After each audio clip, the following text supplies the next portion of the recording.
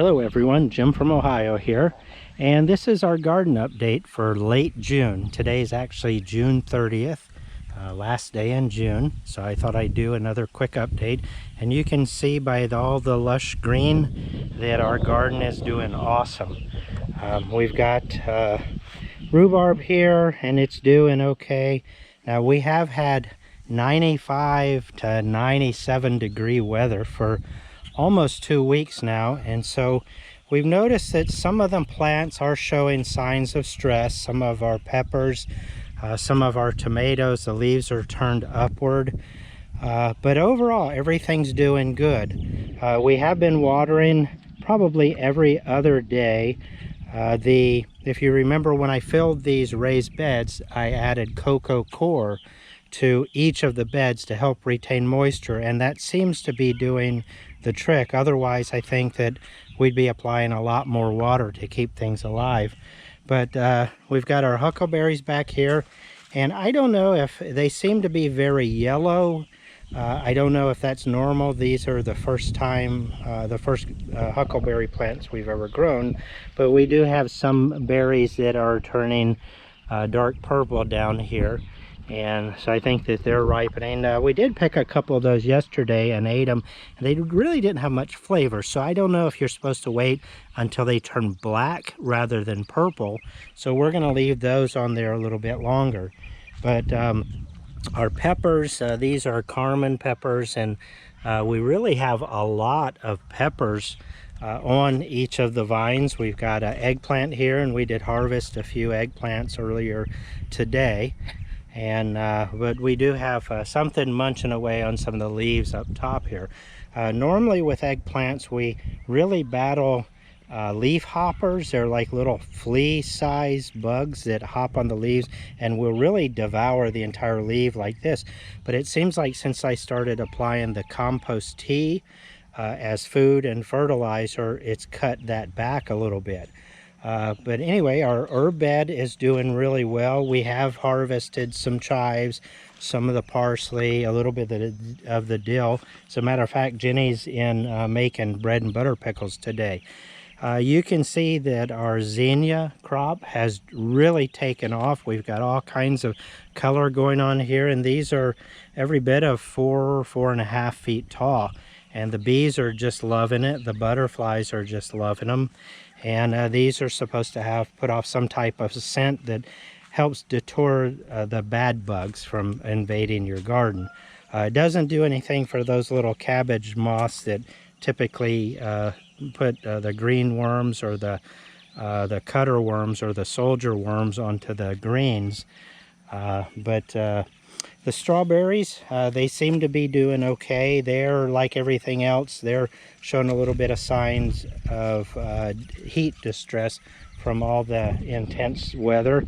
Our yellow squash and our zucchini squash has just gone bonkers. We've been harvesting squash from here daily. We haven't seen any sign yet of the beetle that usually kills these, other than earlier today when I was watering. Well, here's another leaf. We are starting to see some of these eggs that something is laying on these plants, and usually when we do find those, we try to get rid of them, but I don't know, that looks like some type of a bug. I don't know if that's a good bug or bad bug. But we are keeping a close eye on these. We're keeping them watered well. We are feeding them every other week with compost tea. And squash is a heavy feeder. You do have to do that. But like I said, it's just going bonkers with producing vegetables. Our beans, this is a variety of purple green beans. We're just seeing some little ones. We've got a lot of blooms on the plants, but we are starting to finally get the beans. Now these are purple on the vine, but when you cook them, they turn green. And these are the most tender and stringless beans we found that we like to can. Our corn is doing really well. We need to come in and till and get rid of some of the grass and weeds that are growing in here. they say knee high by the 4th of July, and we were kind of worried about it because it was growing slow.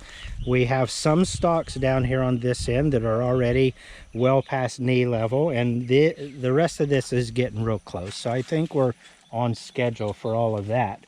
Our greens, we've been picking greens, we've been picking kale, we've been picking collards, we've been picking Swiss chard, and we have had several meals of that. The spinach has started to bolt, so we may pull this up and replant it soon. We've gotten rid of all the lettuce because it's just it's too hot for lettuce right now, and it just turns bitter. The cucumbers have been going crazy. Jenny's been picking those every day. They're very tender, they're very sweet. We've been having them with every meal for the last week or so, and these vines are just loaded. Here's a cucumber in here. These are just loaded with blooms, so we're gonna have more cucumbers than we know what to do with. And we'll head in the kitchen in a little while where Jenny's making pickles. The carrots are doing really well. We haven't really started pulling them up yet. I think that they're probably going to be way too small. They've got a long way to go, but those are just on the inside row of our beans. I mentioned the tomatoes showing a little bit of heat stress. We've been doing our best to keep these watered every couple days. Now, we battled a few days ago. Jenny came out and she noticed, like, you notice this vine right here? Something's definitely been chewing on this. And right here, this is broken off. Over here, we've got something broken off. And normally that's a sign of a pest that's known as a horned worm, a tomato hornworm. They start out as just a little teeny worm, but within a matter of days, they'll devour your tomatoes, and they'll turn into a great big fat worm that looks like it's got two big eyeballs up on one end and a horn or a spike on the other end, and they will just devour your tomatoes. But as soon as she saw them, now the other sign is, I don't know if you can see on this leaf right here, there's a little bit of poop that's right there, and that's usually a sign that those beetles or those worms are eating your tomatoes, and they're pooping as they go along. But we came out and looked at the plant really well, and we caught about 8 or 9 of those. And now normally what we've done is we've always grown 1 or 2 sacrificial tomatoes that we didn't plan to eat, and we would move the worm over to the sacrificial plant and let them live out their life and turn into a moth, because it is a moth that's known as a pollinator, and it's a very pretty moth. We just don't want them eating our tomatoes. This year we forgot to grow our sacrificial tomato plants, so we ended up giving the bluebirds the worms this year, and so we'll just pick up next year. But that's something to be aware of. Oh, one other thing, if you're having trouble spotting those worms because they're very camouflaged, they blend in really super well with the tomato leaves and really difficult to spot, what you can do is, I'll leave a link in the video description below. We found online, it's a portable black light, that it's an LED black light that runs on a AA battery, and what you can do is come out at night and shine that on your tomato plant, and the worms will actually glow, and they're very easy to spot under black light. Yeah, that's what we've got going on for the tomatoes. Let's take a look. I know the broccoli and the cabbage is under these tarps, so let's uncover these and take a look and see what we've got going underneath there. So here's our broccoli.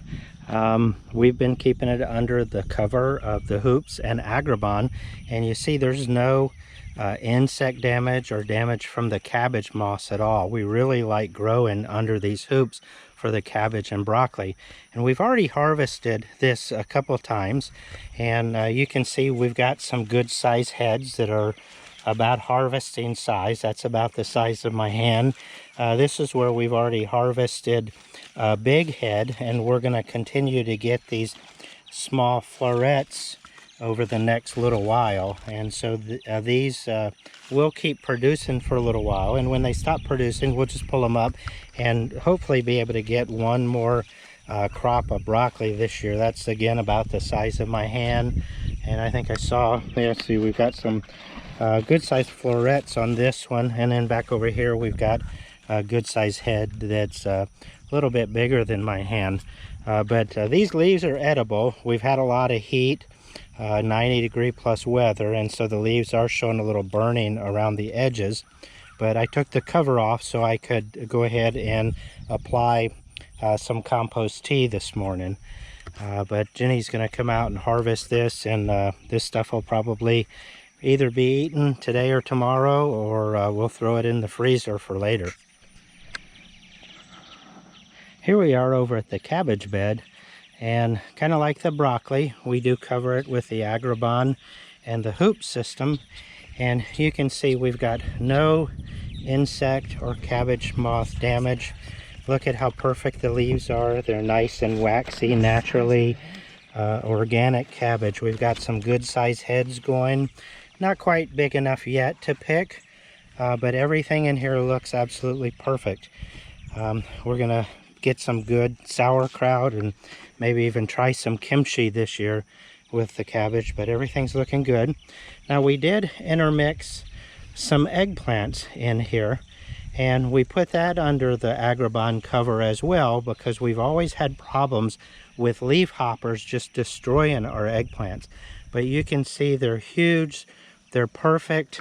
We've got a lot of blooms in here, but I think that eggplants probably require pollination from the bees, and that's why we don't have any fruit in here yet. So I think I'm gonna go ahead and water these down with a good drenching of compost tea, and maybe leave the cover off for an hour or so the bees can discover the flowers and go ahead and do the pollination. I do see a couple flowers that are in here that are have died, and that's probably just because they never got pollinated. So that's what I'll do. We'll water it down, leave the cover off for a little while, and let nature take its course. So over here we've got our onions, and we planted two varieties. We planted a sweet white onion, a candy onion, and we also planted a candy purple onion.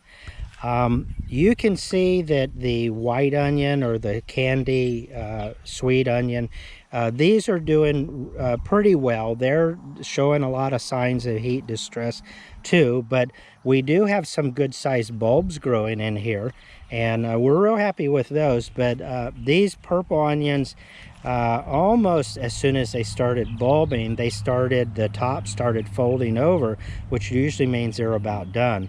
So I'm really not happy with what these have done. And so I don't think I'm going to plant those again in the future, at least not in a bed like this. Here we've got some more tomatoes going on, and same thing as over there. They're growing great. The vines are loaded. These are all of our Roma style tomatoes, or saucing tomatoes. We'll make our spaghetti sauce and tomato paste and things like that out of.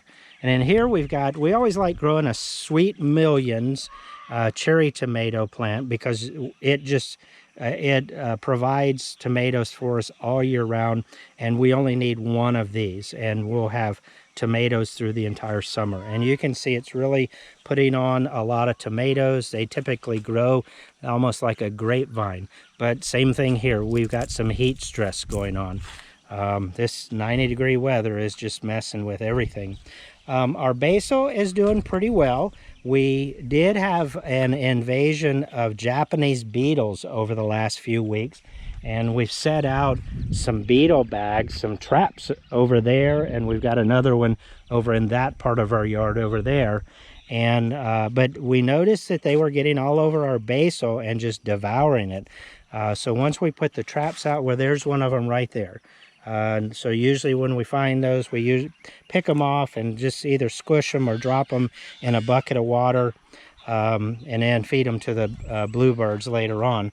But the jalapeno peppers are doing well. We picked some of those, and with this heat, these plants really like the heat, and the hotter the weather, the hotter the pepper So those are doing really well.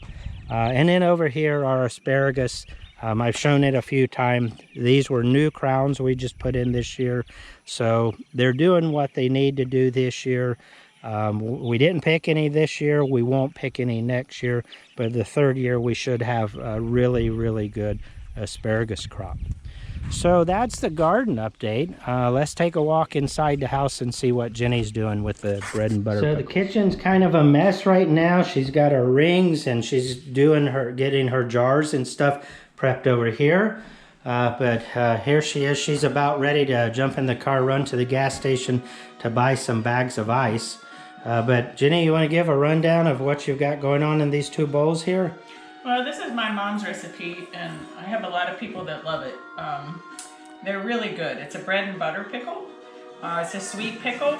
I love it in potato salads or anything like that. Some people just eat them right straight out of the jar. But anyway, basically each one of these bowls has 4 quarts of sliced cucumbers. Let's see here. 6 onions. 2 green peppers, and 3 cloves of garlic. So you slice all of that very thin and you put that in a bowl and you let it sit iced for 3 hours. And then after 3 hours, then you painstakingly take all the ice out. Your hands get very cold.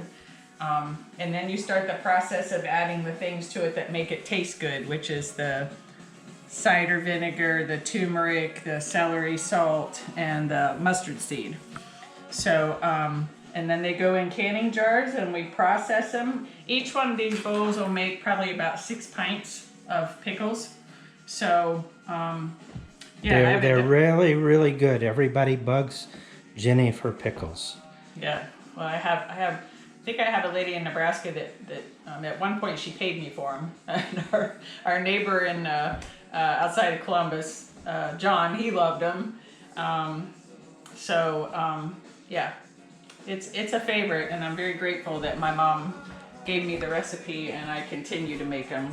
It takes quite a bit of sugar too. I left that part out. I think each one of those takes, let's see here, 5 cups of sugar. So each one of these bowls. So we buy the pure cane sugar, so it doesn't have a bunch of additives in it. And yeah.